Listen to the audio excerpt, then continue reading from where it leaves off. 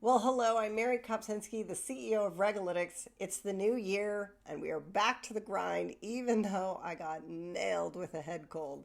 So, pardon me in advance for any coughing. So far this year, the first week of the new year, we have 27,639 regulatory alerts we picked up from over 592 unique agencies in over 70 countries around the world.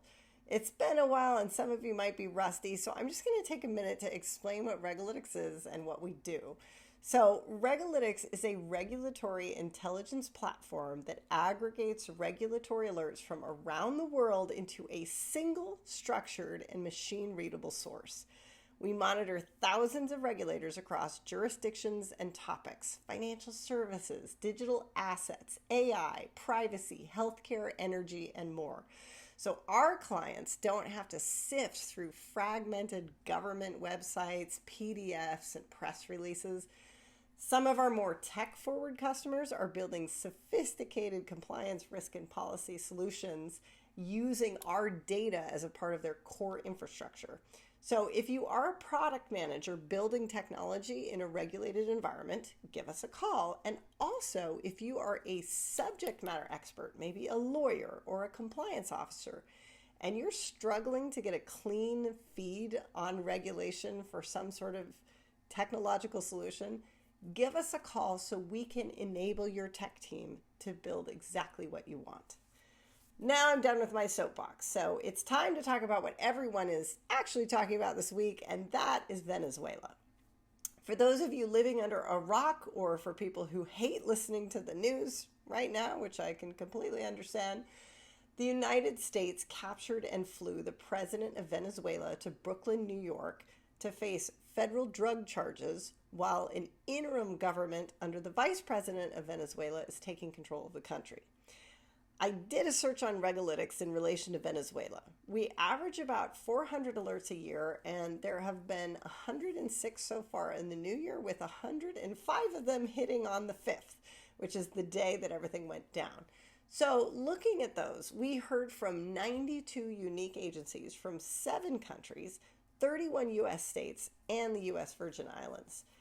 In the U.S., you can practically draw a line between the party and whether or not it's a pro-con stance. But I was much more interested in the international response, since that's what my PhD was in, international law. So Canada and the UK have the same response, which is basically, look, there is no love lost for the Maduro regime. Canada, in fact, had been denying its legitimacy since 2019, but both have made a point to ask parties to exercise restraint and look to international law. Netanyahu in Israel sounds like he's in support of the moves and actually tied it in with support for similar intervention for the Iranian people. Mexico fully rejects it and says it's a violation of international law. Other big players include Colombia and Panama. Panama has been meeting with just about every South American country leader, Uruguay, Paraguay, etc. Colombia, with support from Russia and China, called an emergency UN Security Council meeting on January 5th. And so I'm just going to talk about the rules and what they are. And yes, we are going through history all the way back to Protestants and Catholics fighting in Europe during the 30 Years' War. The Westphalian Doctrine was an agreement that ended the 30 Years' War, where basically the European countries involved agreed, look, let's stop fighting. It's doing nothing for anyone. Let's agree that our borders are our borders, and whatever religion we want on our borders is the religion. Meaning, each country has sovereignty to do whatever they want.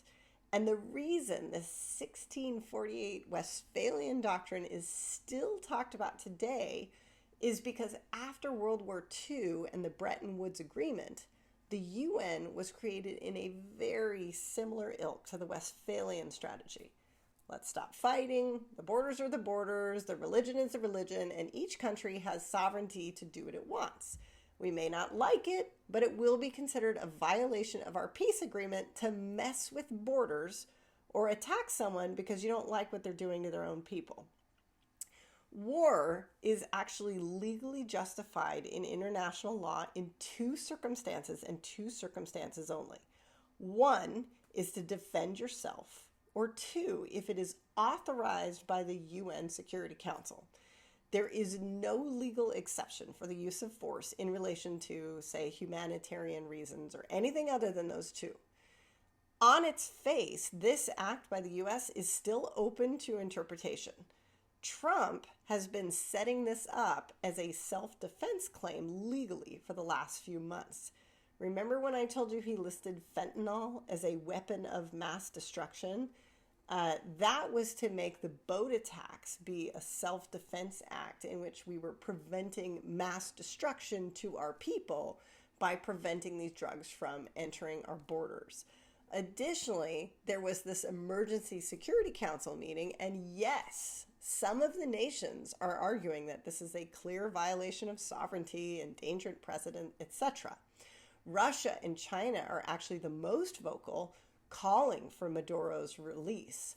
But the catch of all of this is that the UN Security Council is comprised of 5 permanent seats: China, France, Russia, UK, and the US. And if any of these members veto something, it can't be done. This means that if the Security Council sanctions this war, Russia and China can veto it, and nothing happens. It also means that if the Security Council argues that this is a violation of international law, the US can veto it, and nothing happens. And that's it this week for RegAlytics. We have the global supply chain of the world's regulatory alerts in one very easy to use place. If you need a solution for anything related to regulation, give us a call.